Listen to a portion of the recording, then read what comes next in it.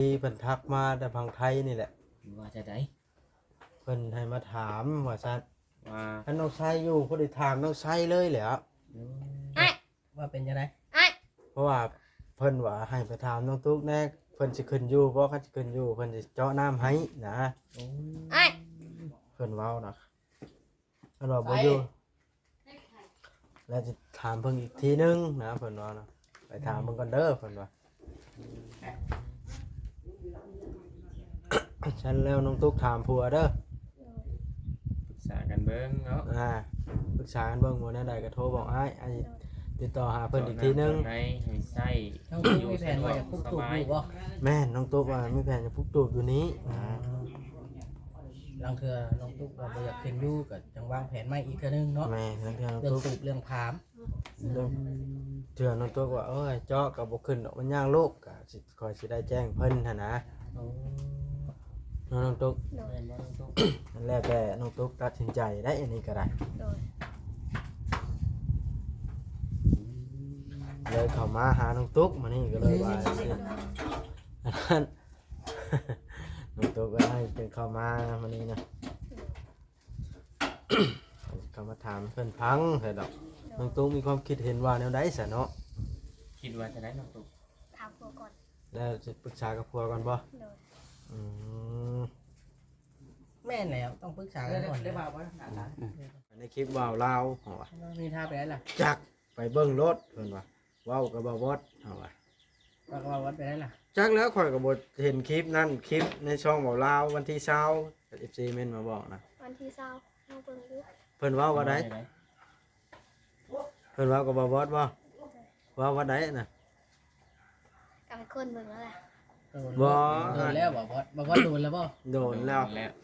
ฉันข่อยก็อยากไปแล้วอยากไปแล้วหาไปหมดไปแล้วนินทาข่อยว่านินทาไปได้น่ะข่อยก็บ่จักข่อยบ่เห็นคลิปถามน้องตุ๊กนี่แหล้วช่างนินทาเว้ารถน้องตุ๊กเว้าให้ข่อยฟังแล้วข่อยบ่เสียใจดอกเนาะนินทาออกคลิปเลยไปนั่นก่อนฮะจังหน่อยก่อนบ่ปิดกล้องก่อนบ่เอ้าเว้าความจริงไผสิให้เนาะเว้าตามเพิ่นเว้าเนาะตามที่เพิ่นเว้าในคลิปเพิ่นเมาเนี่ยเพิ่นเว้าเมื่อนั้นเพิ่นเมาบ่มาบอสก็ไปได้มาบ่ได้ไปได้วันที่เช้าวันนี้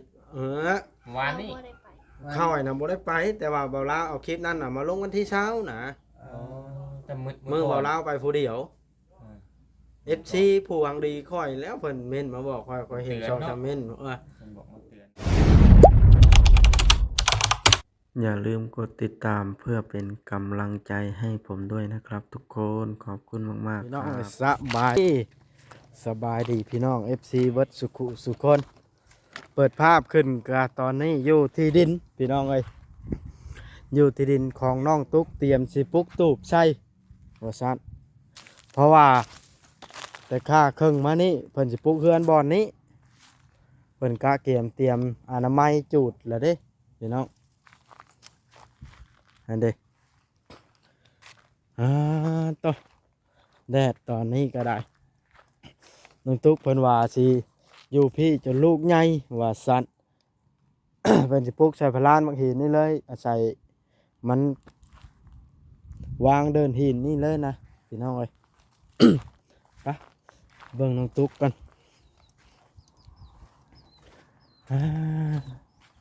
น้องตุ๊กอยู่ไสเนาะนี่เด้ ตัวแดดฮ้อนแพ้นี่น้องตุ๊กได้บ่ไข่มดแดงนะใส่เหล่าบ่อันนั้นบ่ไปแย่ไข่มดแดงนะใส่เหล่าเบิ่งแน่ไปเย่หั่งเฮ้ยถึงหั่งเนี่ยไปเย่นี่บ่น้องตุ๊กไปแย่นะแย่ไข่มดแดงก็เป็นบ่เดี๋ยวนี้เป็นแล้วมืออาชีพได้น่ะอันนี้ได้ไปกับเมย์แล้วก็เอากะนี่มาขายเอาเรื่องไว้นะไม่คนน้อยนะให้ปะไปเรื่องไม่ใช่เรานกแล้วมึงจะนอนแล้วดิเรื่องจบเรียกสิว่าบักขาหอยวันนั้นได้จะได้คู่ยังมาน่ะมาจะหาหอยได้ว่า หอยจูบนี่บ่ เฮ้ยจุ๊บคือเมาเหล้าแท้ เมาแดดนี่แหละดิมันฮ้อนโอ้งมเอาบ่ได้นี่ งมเมาส่งสมุดรถให้แกงกระปุก เอ้ามานี่บ่ได้อันไปทำงานจักคนบ่มื้อนี้ ไปนั่นเด้ เลือกตั้ง ไปเลือกตั้งทุกคนเด้ อืม เสือใส่กันหมดแล้ว เอ้าจุแก้เชื้อบัดนี้ สวัสดีหมด โอ้ย อยู่ว่าได้ล่ะ นี่ พม่าตีเนี่ยคือเด็ก เนี่ยใครมาแดงเคยเฮ็ดอยู่บ่ เคยเห็นเต้นน้อย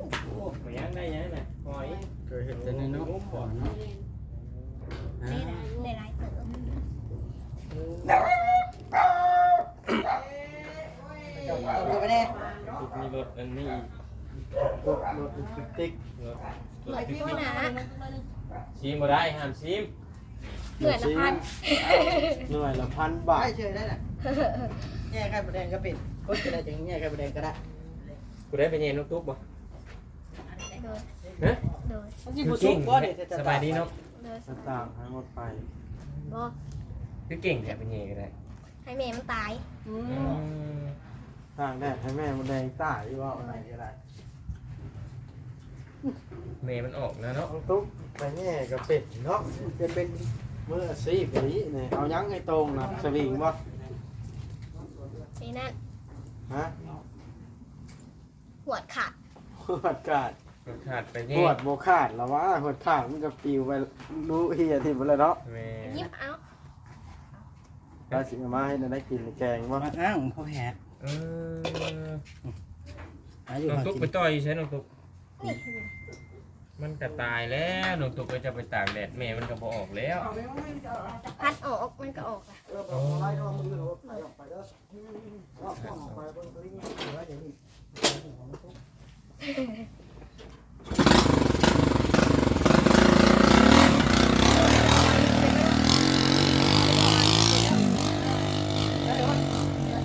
ผู้นี้ผู้นี้บ่ลูกชายโกงค่ะ บอกอะไรใช้คุกบ้าบ่ ผู้นี้น้องไผค่ะ น้องมาใส่อีกน้องผัว เออ น้องบัวนังตุ๊กบ่เลย ผู้นี้ผู้หลา คอยแล้วว่าอ้ายหมู่น้องหมู่บ่ได้เด้ น้องมูไหน เป็นแต่ลูกชายเบิดเนาะ แม่น แม่แล้วฮ้อนน้องตุ๊ก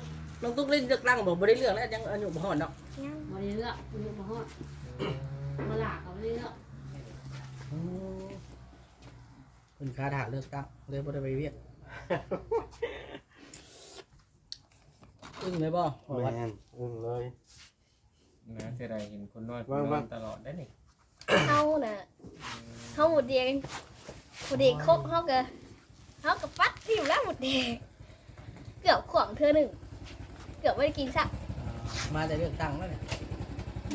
มาแต่หาน้องไง เข้ามาไปเลือก มา ตั้ง แล้วเลยมาเลือกตั้งกันไปเลยลุงหอย มาแต่เลือกตั้งเนาะ เอา เอา ไป ไป เลื น้ อ อย กตั้งนะครับใช่น้องนี่แหละ เป็นวาดบ่ วัดสิเข้าเรื่องเลยได้สนาบาทนี่ เขาเรื่องอะไร ฮะ เอาเรื่องเลยบอกว่า มีเรื่องสิมาถามน้องตุ๊กจักหน่อยนะ เลย เพราะว่า FC เพิ่นทักมาแต่พังไทยนี่แหละ ว่าจะได้ เพิ่นให้มาถามว่าซั่น ว่า ถ้าน้องไซอยู่ก็ได้ถามน้องไซเลยแหละ ไอ้ ว่าเป็นยังไง ไอ้ เพราะว่าเพิ่นว่าให้ไปถามน้องตุ๊กแน่เพิ่นสิขึ้นอยู่บ่คันสิขึ้นอยู่เพิ่นสิเจาะน้ำให้นะ ไอ้ เพิ่นเว้านะเพิ่นว่าบ่อยู่แล้วสิถามเพิ่นอีกทีนึงนะเพิ่นว่านะไปถามเพิ่นก่อนเด้อเพิ่นว่า ฉันแล้วน้องตุ๊กถามผัวเด้อ ปรึกษากันเบิ่งเนาะ ปรึกษากันเบิ่งบ่แน่ใดก็โทรบอกอ้ายอ้ายติดต่อหาเพิ่นอีกทีนึง ให้ใส่ น้องมีแผนว่าจะคุกตูบอยู่บ่ แม่นน้องตุ๊กว่ามีแผนจะพุกตูบอยู่นี้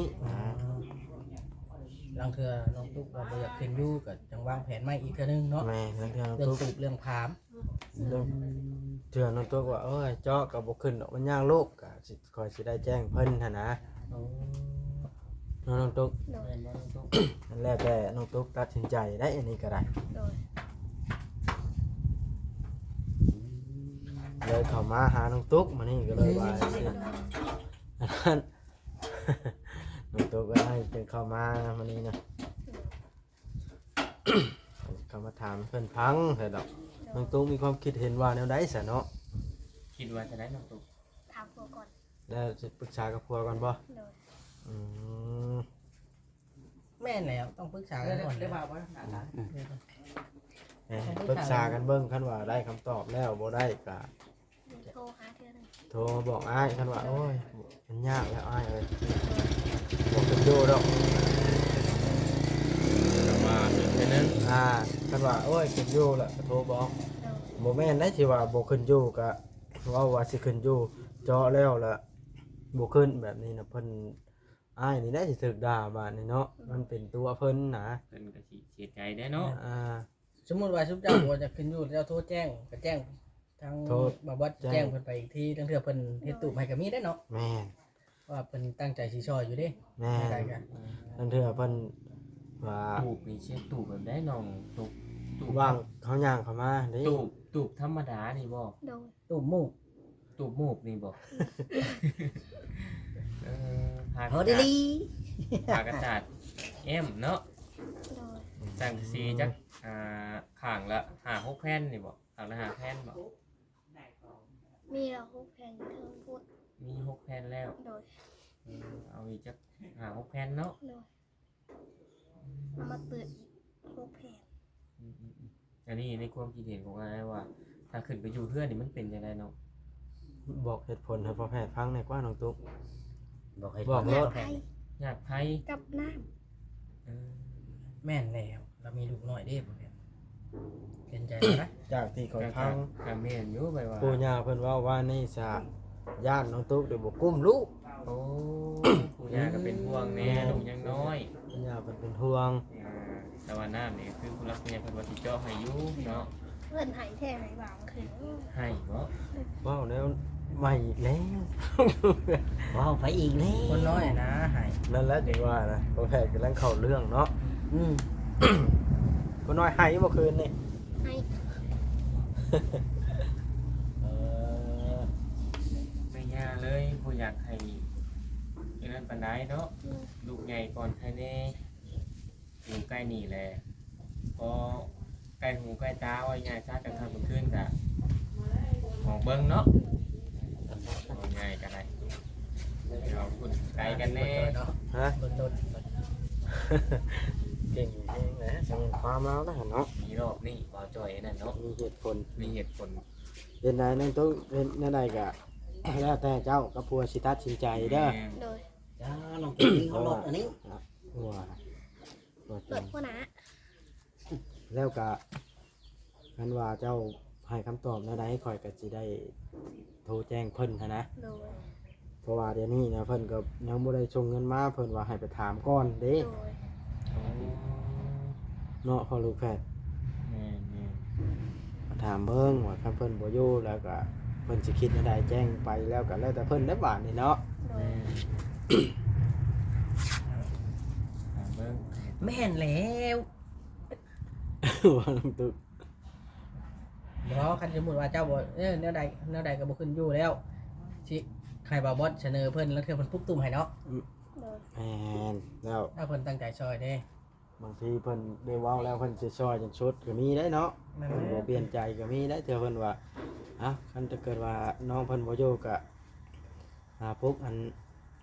ตูบให้น้องอยู่พี่ก็ เรียกแต่ เลี้ยวแต่เจ้า เพราะว่าผู้เพิ่นแพงเพิ่นก็แพงอยู่เนาะ แม่น ผู้ซังก็ยังมีเห็นนะต้องอันนี้ก็บ่ว่านี่ เรื่องผู้ทำกับผู้แพงนั่นแหละ ต้องกราบขอโทษ FC เบิดทุกคนได้เขามาหาน้องตุ๊กนี่ก็หลายคนบ่อยากเข้ามาหาแล้วก็เหตุผลที่บ่ว่าเขามาหาก็คือมาเป็นสะพานบุญให้เพิ่นมาแล้วถามให้เพิ่นหั่นนะเพราะว่าเพิ่นบอกมา โดย เนาะน้องตุ๊กแม่นบ่น้องตุ๊ก โดย เพราะว่า FC หลายคนก็ว่าบ่อยากให้ เขามา เข้า หาก็คือ จะมาเป็นสะพานบุญ แม่นคันว่า คนที่พอแผดมากก็คือว่าวัดชวน แม่นเคยเลยชวนทีมงานมา เนาะเอาเล เพิ่ ย นมาช่วยน้ำบ่ ชวนบ่จอยน้เดี๋ยวนี้ผัวเจ้ายังบ่ว่างเนาะว่าสิถามก็ได้ แล้วเจ้าจังร่วมกัน2คนกับผัวเด้อ เป็นไข่ ไผ ค่ะ เจ้าอะไร เป็นไข่เจียวคอ เออ เป็นไข่เมื่อคืนนี่ เป็นวัดเนี่ยเป็นไข่เนี่ย มันเป็นน้ำไปหาไข่แดงมาจ้ะเจ้าสิกินบ่ไข่มดแดงกินบ่ได้มันพิษเนาะ พันใหญ่ตามภาษาเนี่ยแหละ เนี่ยเป็นแท้จุ่มอ้ายบ่ได้เป็นนะ เป็นไหนน้องตุ๊ก แกงใส่ปลาได้เรื่องแม่นบ่บ่จอย ว่า เป็น น้องตุ๊ก เนาะ อืมหลังจากที่อันเป็นไหนอันเรื่อง Facebook หลังจากที่แม่หมดเจ้าบล็อกแล้วบ่ได้คุยกับพ่อจอยเลยบ่ตอนนี้ อ้าว เป็นหมดทุกบ่น่ะ เลย อ๋อตก หลังจาก แม่หมดแล้วบอกมันเฟซจะบอก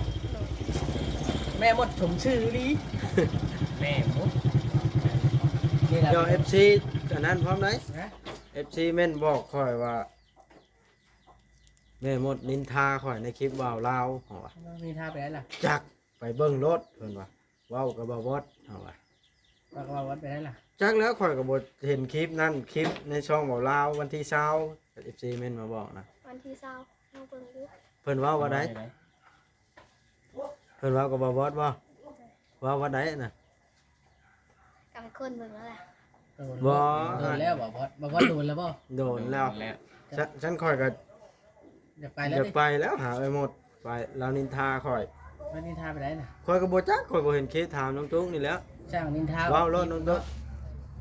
เว้าให้ข่อยฟังแล้วข่อยบ่เสียใจดอกเนาะ นินทาออกคลิปเลย ไปนั่นก่อน ฮะ จังหน่อยก่อนบ่ ปิดกล้องก่อนบ่เอ้าเว้าความจริงไผสิให้เนาะเว้าตามเพิ่นเว้าเนาะ ตามที่เพิ่นเว้าในคลิป อ่า เพิ่นเมาเนี่ยเพิ่นเว้าเมื่อนั้นน่ะ เพิ่นเมาบอก มาบอสก็ไปนี่มา บ่ได้ไปได้ วันที่ ดีชา เช้า วันนี้วานนี้ เราบ่ได้ไป เข้าไอ้น่ะบ่ได้ไป แต่ว่าเบาลาวเอาคลิปนั้นน่ะมาลงวันที่เช้านะ อ๋อแต่มืด มื้อเบาลาวไปผู้เดียว อ่า FC ผู้หวังดีค่อยแล้วเพิ่นเม่นมาบอกค่อยเห็นช่องทำเม่นว่า เพิ่นบอกมาเตือนว่า เพิ่นว่าอย่าหมดเว้ากับเจ้านินทาเจ้าเด้อบ่บอสว่าเจ้าเข้าไปเบิ่งรถคลิปนำเบาลาวว่าแล้วอัน ค่อยละรู้สึกเป็นรู้สึกบ่ดีปานใดบาดน่ะค่อยแต่ค่อยละนำหาคลิปเบาลาวหรือหาบ่เห็นมันหลายคลิปแฮง คลิปเมียเราตีส่องเมียเรา ช่องเมียเราบ่ โดย จะเบิ่งช่องเมียเราบ่เนาะ โดย อ๋อ ส่องเมีย เมาหรือเว้าทั้งๆที่รถเฮาพาไปขู่ทางเนาะ เพิ่นเมา ไปไสเฮาก็ฮุบไปหั้นนะ ช่วยแม่ช่วยพ่อเนาะ ซอยแม่ซอยพ่อซอยเบิ่ทันแล้วตอนน่ะเฮาฮุบเครื่องครัวเครื่องหยังๆห้องหยังๆก็ฮุบเที่ยวไปเที่ยวมาอยู่ เราสร้างเลยนะเว้ามาเลยค่ะ แล้วเพิ่นมาว่าบ่าวบอสบาดนี่ว่าบ่าวบอสบ่มีประโยชน์หยัง ทุกเดือดแม่หมดแม่ บ่ว่าดอกบ่ได้เดือดเนาะลุงตุ๊ก ไม่เดือดแต่อยากให้สิ ให้ หายซื่อ แล้วเดือดเลย บ่เป็นนะค่อยบ่แม่นหยังดอกเฮาก็เป็นหยังจังว่า รู้สึกบ่ดีเพราะว่าทั้งนี้เฮาก็ไปช่วยหั้นนะคนเครื่องคนของแล้วยังมาเว้าให้เฮานะเฮาแล้ว แม่ สวยเป็นเต็มใจเนาะ เฮาก็แม่น FC บ่แม่นบอกนี่ก็บ่ได้ฮู้ได้ค่อยนะ เออ เห็นช่องชำเม่นเอาแล้วอ่ะแม่นแท้บ่ว่ะเฉพาะข่อยถามมื้อนั้นน่ะพังข่อยสิเล่าฮะ เขาเบิ่งเมื่อวานนี้ เจ้าหาก็เห็นว่านี่บ่เจ้า แล้วก็ว่าจะได้ คลิปได้น่ะน้องตุก ข่อยสิเอาไปนั่งเบิ่งนี่เนาะข่อยเสียใจแฮงนี่เนาะ นี่ เน็ตบ่มี อย่าบ่เบิ่งก็อย่ามันสิเสียความรู้สึก เราเมาเนาะอย่าแล้ว เราเมาก็อยากให้อยู่เนาะพอแพทย์ทางอดเอาเนาะ บ่เอาเพื่อเอาไปถ่ายเรามื้อหน้าเด้เราสิหาอีก มื้อนั้นแฮงเต็กข่อยว่ามี FC เพิ่นว่ารอรุ่นนั้น ให้หน่อยบ่บอดหายเมื่อหน่อยไปไกล ออกไปน้องตุ๊กก็ได้ ว่าเพิ่นบ่ไปเพิ่นโดนให้บ่ดิ แม่ นะเป็นไผ ว่าเพิ่นบ่อยากไปเพิ่นโดนให้จะบ่จ่อยกลุ่มหัวเลย บ่แม่นบ่จ้อยพ่อเนาะไปท้ายทำแล้วบ่เล่าค่อยนะ ๆจักหรือก่อนก็บ่รู้จักไปจัง ฮึไว้ไปบ่ บ่จ้อยนะ บ่ได้ยินเสียงเพิ่นบ่ มีหยังกันเล่ากันทั้งเนี่ยได้มาทำกันกัน จอดไปได้บ่สองล้อหั่นนะ เราในนี้ การไปจอดไหมจ๊ะ เป็น102ขวด จึงเล่าหาได้ ไปจอดบนรถ แต่ นะ เพิ่น จ๊ะ กิน2คนบ่ เอาน้องตุ๊กเอ้ย เฮ็ ฮ็ดจัน เจ้าก็ ตั้งใจได้เนาะ อยู่น้ำปู่น้ำยาก็ อย่างงี้ ไอ้บอกให้แล้ว โทรมาให้เฮาเหมือน ไผหรอก ไปแล้วคือว่าบอกแล้วยังโทรมาบ่เด้นี่ ไผโทรมาหาน่ะ โทรมาแล้วจังบอก โทรมาเดือดใช่แล้วล่ะบอก แต่พอน้องตุ๊กจังเดือดขึ้นนั่นแหละมันสมควรแต่กี้เนี่ยเอาเว้าความจริงพี่น้องแต่กี้ทัวร์ลงน้องตุ๊กหลายเนาะจนทำบุกล้าเข้ามาเนาะแล้วแหละตอนนี้แหละแม่หมดออกฤทธิ์บาด ว่าอันนี้เขาเข้ามากะมี FC ใช้ให้เข้ามาได้ น้องตูเลยเดือดบ่เดือดบ่น้องตู เดือดเลยเนาะ เดือดแห้งบ่ โดย เดือดแห้ง พ่อแพทย์หน้าหมาดเลยได้ยินเอื้อยหมดอัน ด่าบอกว่า ด่าบ่บอสยับหน้าหมาดบ่เจ้า โดย หมาดต่างข่อยบ่ หมาดเติบ โทรมาแล้ว เพิ่นเว้าไหนน่ะเอ้าโทรมาแล้วเราช่วยพัง ให้ เพิ่นว่าจะได้ให้ได้ไหน เพิ่นให้ว่าเพิ่นมาให้ว่าให้ขอโทษเพิ่น ขอโทษเพิ่นเรื่องไหนเนาะ ให้ขอโทษอันเอ้อยหมดนะบ่ โดย ขอโทษเล่าเรื่องไหนเราเว้านะ เพิ่นก็บ่ได้ว่าเรื่องหยัง เจ้าก็บ่ฮู้ว่าเจ้าผิดหยัง โดย ผิดจะได้ เพิ่ เพิ่ น น จะ ว่า ว่าจะได้บัดนี้เนาะ ยับเข้ายับเข้า น้องตอบว่าขอโทษหยังน้องบ่ได้ผิดหยัง แล้วเพิ่นว่าจะได้ เพิ่นก็วางไปเลย แล้วเราบล็อกไปเลย โดย เอ้ยเนาะ จำครั้งนี้แล้วก็ พี่น้องเนาะบ่รีบจบคลิปคนเดียวก่อน นะไปก็จะจบคลิป อย่าพาจบได้ค่อยก็ฮัด1 นาทีหนึงโอ้ย เอามา มาน้องตุ๊กเลยแล้วจึงเล่าหลังกล้องเลยน้องตุ๊กเรื่องแม่จะเว้านะ เขาพบกับ